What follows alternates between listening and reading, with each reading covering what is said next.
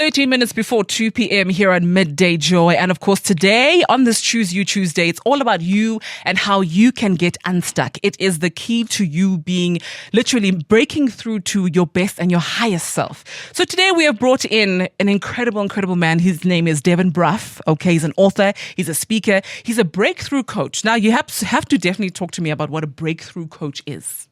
So a lot of people feel stuck in various areas of their life. It might be in their relationship, their career, the relationship they have with themselves. So being stuck in guilt, shame, anger, or resentment. Now, a breakthrough coach, I want to help people to break free from the strongholds that hold them back from stepping into purpose. Wow. I mean, also on your CV, you're also a property developer and a consultant. Is there anything you don't do, Devon? I just want to make sure that I'm crossing everything on the list. We have this one life to live. And I think as we evolve, we're going to find that in different seasons, we get turned on by different industries. Yeah. And in one season, our creative side will come out. In another, our writing side. In another, corporate and finances. And the key is we're constantly evolving as humans. I love that. So you wrote this book, Get Over It, a real life solution to getting unstuck and break free. Now, the OVA is spelled OVA. So you're going to break it down as to what the OVA is and, of course, why you wrote this book. Absolutely. So the OVA, to start there, stands for ownership, vision, and action. In that particular order, a lot of books talk about crafting a vision or taking action and growing discipline. But if you haven't taken ownership of your past, it's like you're climbing Mount Everest with a rucksack with 100 kilos. You're not going to get very fast and you're not going to go very far. So you've kind of got to look at your childhood traumas, your core wounds. And a lot of us have faced abuse, betrayal, rejection, abandonment, and even disapproval. And we almost carry around these emotions of anger, resentment, shame, guilt, jealousy even. And we can't craft a big vision for our life if we inherently feel undeserving, unworthy, or not enough. So taking full ownership is going, every experience has been the perfect experience I needed to have. I have grown through the pain, grown through the challenges. And I really believe pain, challenges, and obstacles are there to grow character, to stretch us, to show us what we're capable of doing. Then once we've taken full ownership, we move on to crafting a vision that gets us excited. So I wake up at 4:30 in the morning without my alarm because I'm so excited to do what I do. Did you say without your alarm? How does that work? I always wake up like 5-10 minutes before my alarm because I'm genuinely excited to do what I do. I love what I do. I love who I am, and I love the people who are in my life. So I have that internal modus of inspiration. I don't need to look for it outside of myself. It comes from within. So because I have a vision that excites me to the core, I feel empowered to take action steps towards it. And a lot of times people feel stuck because they don't have a vision. They don't know who they want to be. They don't know what they want to achieve in life. So it's almost like you're a boat floating around on the ocean, but you're going nowhere slowly because your vision is like putting your destination into a GPS. Absolutely. Your GPS is useless unless you input your destination. So once you have a vision, it helps you to inform the choices that you're making. Absolutely. And then finally, the A, this is action. And this is really where rubber meets the road. And there's an interesting stat. 10% will, 90% won't when it comes to taking action. The numbers never change, only the faces. And your listeners today need to make a decision. Do they want to be part of that 10%? But once you've taken ownership, once you have this vision, it becomes more empowered to craft discipline and to take action. And all of a sudden, 6 months' time, you look back at your life and it can be unrecognizable because all of a sudden you've achieved momentum. Sure. You know what? What I love about this book is that it actually has been born out of you and your life experiences. You're not just writing just for the sake of adding to the self-help book catalog. You've lived through being stuck and then you've actually implemented the OVA method, if you will, to getting unstuck and now to being at the place you were. So talk to me about the beginning of where your journey of number one, being stuck and then getting unstuck. Sure. I firmly believe that we are gifted with the mess to have a message. So the pain, challenges, and obstacles that come into our life are a gift so that eventually our darkest moments can be the light for someone else who's still suffering, if we have the courage to be vulnerable. So in my own story, I was born into a family of overachievers. My mother had an all-girl band called Clout in the 70s and 80s. They did the song Substitute and Save Me. So they were our biggest export before Ladysmith Black Mambazo. They sold 16 million albums worldwide. My grandfather was a renowned surgeon. He was a scratch golfer, a Springbok rugby player. He rented a fleet of aircraft to the Air Force. So I was born into a family where I felt like I had really big shoes to fill. And there was no pressure on me externally, but internally, my narrative was that in order to be deserving of love, I had to be successful. Sure. So in my 20s, I would be manipulative, divisive, and dishonest to win at all costs because my greatest fear was the fear of being inadequate. And our ego, which is really not our amigo, that wanted to protect me from my greatest fear. But the payoff of being manipulative, divisive, and dishonest was guilt and shame. And as humans, we tend to want to escape from the hard things in life. So instead of facing my pain, instead of facing the stuff that I needed to deal with, my escape became drugs and alcohol. And for me, I was my own worst enemy. And for us, we can choose, are we going to be our own best friend or our worst enemy? So the voices in my head constantly labeled me a failure, that I'm a bad human, I'm going to amount to nothing. And this was all the guilt and shame that I was carrying around. And it just led me into a really dark place where I didn't want to face the music until the age of 33, where finally I'd had enough. After a 6-day bender, my brother arrived at the place where I was hiding out for 6 days. My phone had been off. Nobody knew if I was safe, if I was okay. And when I saw my brother, I just burst into tears. And for the first time in my life, I surrendered and I accepted that I needed help. And I think especially for men, to say, I cannot do this on my own and I need help. I always thought that that was a weakness. But in the moment that I threw up my hands and said, I need help, I surrender, it was my greatest moment of strength. Sure. And I would not be where I am today had that moment not transpired. I then went for 4 months of inpatient treatment at a rehab center.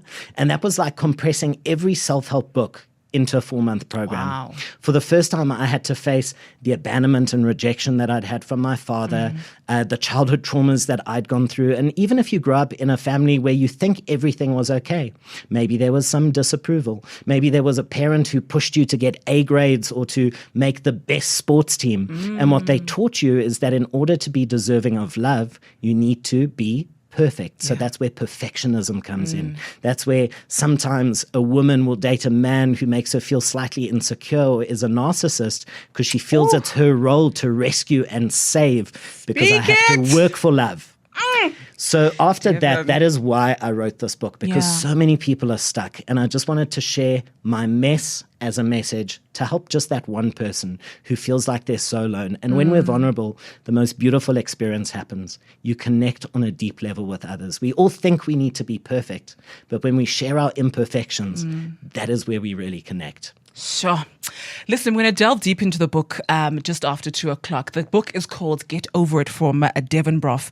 If you have any questions, please make sure to give us a call. You can also pop us a voice note on our WhatsApp number. That's 063-688-0959. You can also call us as well. I mean, our phone calls are always open.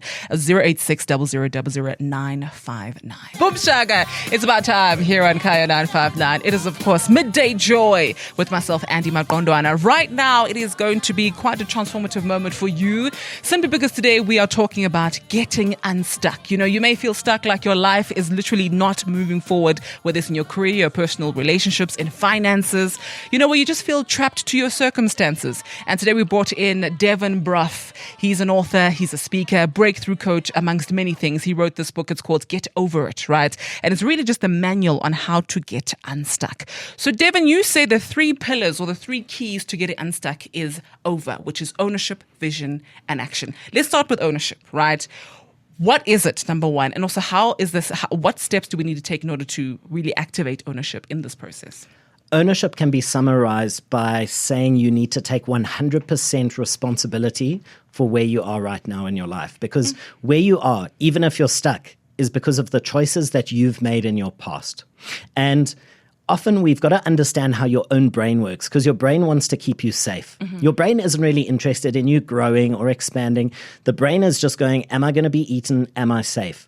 So if you've been miserable for most of your life, your brain wants to keep you miserable because it wants the familiar. Anything that's unfamiliar is seen to be unsafe. So if you're on a journey of growth, healing, breakthrough, you've often got to go against your own thinking. And I like to tell people your best thinking got you into the mess to start with. And to get out of the mess, you've got to start challenging the way that you see the world. And if you want to achieve breakthrough in your career or in any external area, you've got to first break through internally. Yeah. If you want to experience joy, happiness out in the world, you've got to experience within yourself first. So ownership is taking full accountability. What happened to us as children, whether your parents divorced, whether there was emotional unavailability, abuse, abandonment, no matter how severe the trauma was that you went through, as a child, you had no control of what happened to you. But as an adult, you've got 100% responsibility to change your perception of the event and thereby changing the meaning that you attach to it.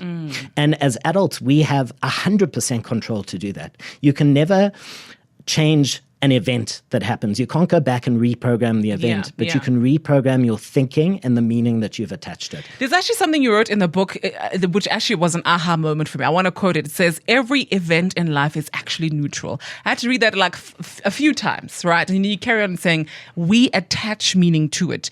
We like to label events, when in truth, every situation is just is. It is through the lens of our perception that an event becomes something. Drops mic. Listen, there's a voice note that came through for you. Let's see. Hi, Andy. Devon just gave a synopsis of his book, but I'm definitely going to get it. I think it's something that most of us need, and it's not your just typical self-help book. You know, I think from his experiences, most of us can actually relate. And that's the truth about it. Also, I think it's also an easy read. I mean, we were talking about this off air, that there's like so many short little chapters, you feel like, okay, I'm getting through the book. Because, you know, when you go into a self-help book, you're thinking, okay, here comes the psychobabble. Here we go. Let's get through this. 10 chapters down, you're like, okay, I think I've helped enough. So let's talk about vision, right? Now, vision is, I mean, you mentioned there was a GPS analogy that you used, right? Sure. Which was GPS is useless without, putting in a destination. Let's unpack vision. Perfect. So especially this is the right time of the year to unpack having a vision. Yeah. And having a vision is not just the things that you want to have in your life. A lot of people think it's the car or the house or the stuff, but it's actually, who do you want to be as a person? What experiences do you want to have? How do you need to grow in order to have those experiences? And most importantly, how do you want to serve the world? What difference do you want to make? So I break vision down into a variety of areas, and I make the vision come alive for myself by writing a power life script. So I place myself in my nirvana state. So in 5 or 10 years from now, I play through how my day unfolds from waking up in the morning. What do I see? What am I experiencing? I engage all the senses. What am I smelling? What am I listening to? Who am I with? How do I feel? Am I feeling grateful, joyous, appreciative, excited? And I play through a whole day. And I actually write that script down. I refine it until it gives me goosebumps. So that script, who am I seeing? What am I doing? What experiences am I having? And then I actually record it. And I listen to that when I wake up in the morning and sometimes when I go to bed at night. And if I'm ever having a dip, if I ever have a moment where humanness comes to the fore, where we go, am I doing the right thing? We start doubting ourselves. Self-doubt sets in. And it's so nice to have that tool where you remind yourself of your vision. And that is your why. A lot of people write about what's your purpose, leading with purpose, knowing your why.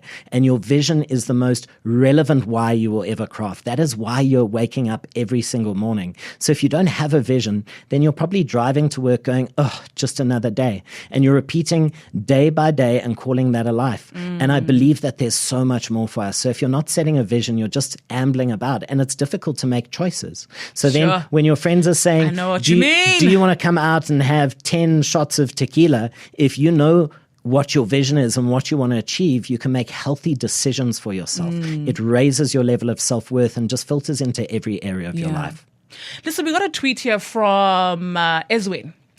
And Ezweni says, I personally am stuck in the unemployment lane, 3 long years, which feels like decades, but things will fall into place soon, waiting for you to dive into the book. So let's talk about, the realities of life. There are lots of people, especially the youths of this country, who are unemployed and who feel stuck because also, your economic contribution also contributes in terms of how it is that you are seen and treated into society. How can people implement this particular book and, get unstuck? What is the key in terms of the methodology to get unstuck? It may not, result in employment, but how do you get unstuck in the mind?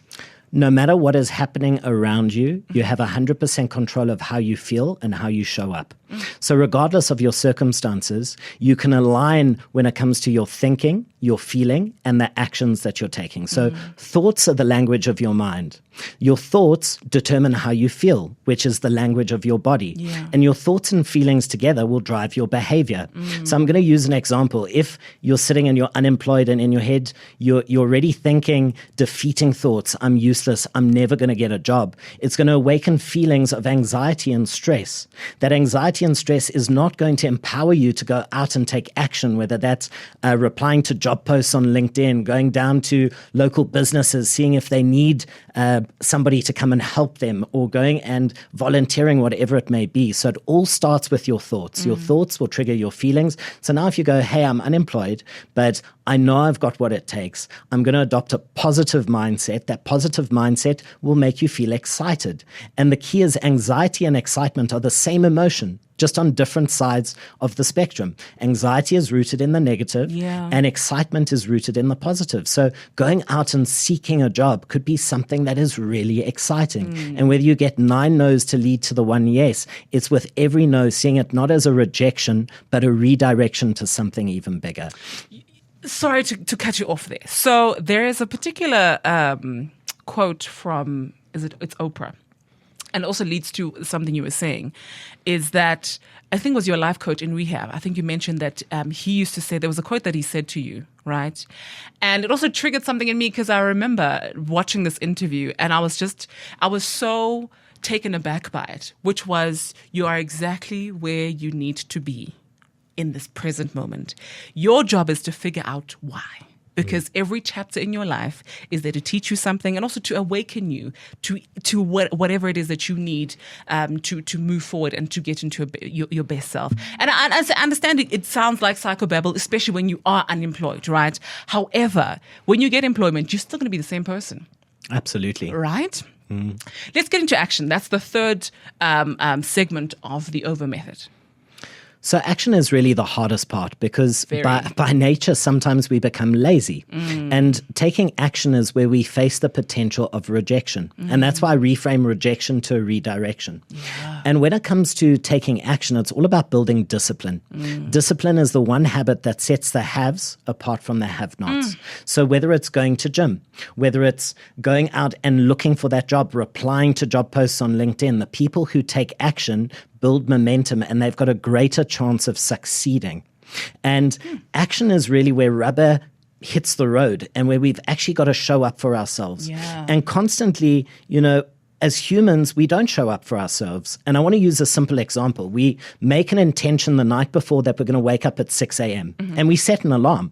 Setting the alarm is making a promise to ourselves to wake up at 6. And the first thing that happens in the morning is we hit the snooze button. So the first act of a fresh morning, we've just confirmed that we are useless and incapable of showing up for ourselves. And I know it sounds so small, but if you can't wake up at the time that you said you were going to wake up, how are you going to get to gym when you said you wanted to get to gym? How are you going to eat healthy food over just grabbing fast food?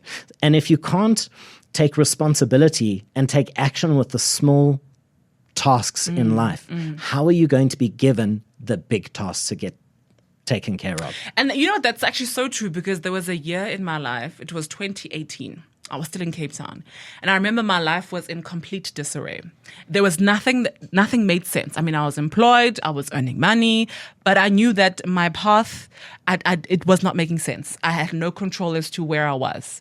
And I remember going into therapy and I said to my therapist, my first session, I said, I don't know why I'm here, but I know I need to be here.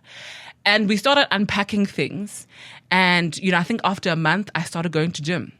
because I thought, okay, I just need a routine, something, because my life is just everywhere. And just to what you were talking about in terms of discipline. And I realized just from the discipline of just going to the gym and I'm committing to something 3 times a week, the discipline spills over into other things because you're learning, what is it? It's a routine, and you spill over that particular discipline into other aspects of your life. So I absolutely 100% agree. And sometimes you don't start discipline from doing the thing, the action. You start about doing something small, committing to something small, and you increment from that point onwards. Sometimes the problem with the New Year's resolutions is we wake up on the 1st of January and we say, I'm going to fix the relationship with my parents. Yes. I'm going to start gymming. I'm going to get a new job. We have this big list of to-dos and we try to tackle everything at once. And it becomes so overwhelming that we just throw in the towel and give up. And discipline is built one action at a time. So true. So if you're going to start with gymming, start by walking around the block. Do that for 21 days until it becomes a habit, because it's the habits, rituals, and routines that we adopt that set us up for excellence. You don't wake up one day and say, I'm going to live a life of excellence. It's your habits, rituals, and routines that creates a person of excellence. And it's doing one by one, making sure it becomes a habit and then moving on to the next. And it's how do you eat an elephant? One bite at a time. So true. That is Devon Brough, author of Get Over It, your manual and guide to get unstuck and to break free.